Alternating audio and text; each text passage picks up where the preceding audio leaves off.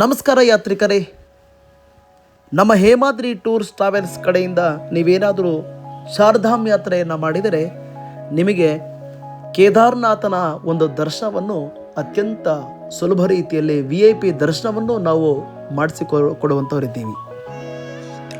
ಮತ್ತು ಅಲ್ಲಿಯ ವಿಶೇಷತೆ ಏನು ಅಂತಂದರೆ, ಆ ಕೇದಾರನಾಥನ ಜ್ಯೋತಿರ್ಲಿಂಗದಲ್ಲಿ ಒಂದಾಗಿರುವಂತಹ ಕೇದಾರನಾಥನ ಸ್ಪರ್ಶ ಮಾಡುವುದೇ ಒಂದು ವಿಶೇಷ. ಆ ಒಂದು ಕಾರ್ಯವನ್ನು ನಾವು ನಿಮಗೆ ಸ್ಪರ್ಶ ದರ್ಶನ ಮತ್ತು ಅಭಿಷೇಕ ಇತ್ಯಾದಿ ಪೂಜೆಗಳನ್ನು ಕೂಡ ನಾವು ಅಲ್ಲಿ ನಿಮಗೆ ಒದಗಿಸಿಕೊಡುತ್ತೇವೆ.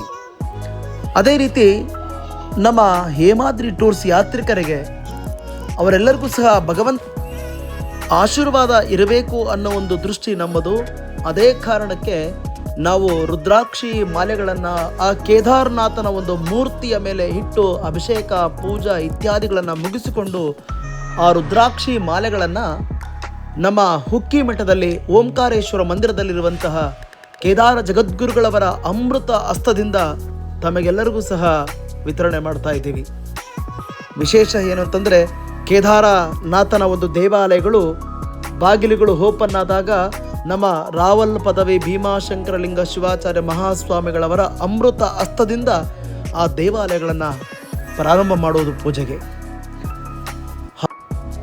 ಅಂಥ ಜಗದ್ಗುರುಗಳವರ ಅಮೃತ ಹಸ್ತದಿಂದ ನಮ್ಮ ಯಾತ್ರೆಗೆ ಬಂದಂಥವರೆಲ್ಲರಿಗೂ ಸಹ ಒಂದು ರುದ್ರಾಕ್ಷಿ ಮಾಲೆಗಳನ್ನು ಕೊಟ್ಟು ಮಹಾ ಸನ್ನಿಧಿಯವರ ಆಶೀರ್ವಾದವನ್ನು ಪಡಿತಾ ಇದ್ದಾರೆ.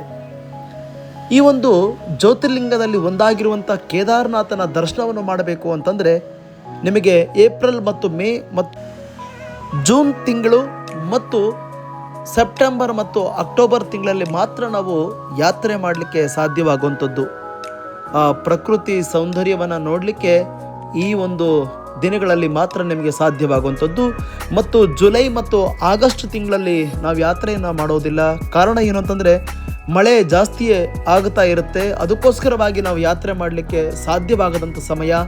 ನೀವೇನಾದರೂ ಚಾರ್ಧಾಮ್ ಯಾತ್ರೆಯನ್ನು ಮಾಡಬೇಕು ಅನ್ನೋರಿದ್ದರೆ ಜೂನ್ ತಿಂಗಳಲ್ಲಿ 18ನೇ ತಾರೀಕು ಒಂದು ಬ್ಯಾಚ್ ಇರುತ್ತೆ, ಸೆಪ್ಟೆಂಬರ್ನಲ್ಲಿ ಒಂದು ಬ್ಯಾಚ್ ಇರುತ್ತೆ, ಅಕ್ಟೋಬರ್ ತಿಂಗಳಲ್ಲಿ ಒಂದು ಬ್ಯಾಚ್ ಇರುತ್ತೆ. ನಿಮಗೇನಾದರೂ ಚಾರ್ಧಾಮ್ ಯಾತ್ರೆಯನ್ನು ಮಾಡಬೇಕು ಅಂದರೆ ಹೇಮಾದ್ರಿ ಟೂರ್ಸ್ ಟ್ರಾವೆಲ್ಸ್ ಕರ್ನಾಟಕವನ್ನು ಸಂಪರ್ಕ ಮಾಡಿ. ಧನ್ಯವಾದಗಳು.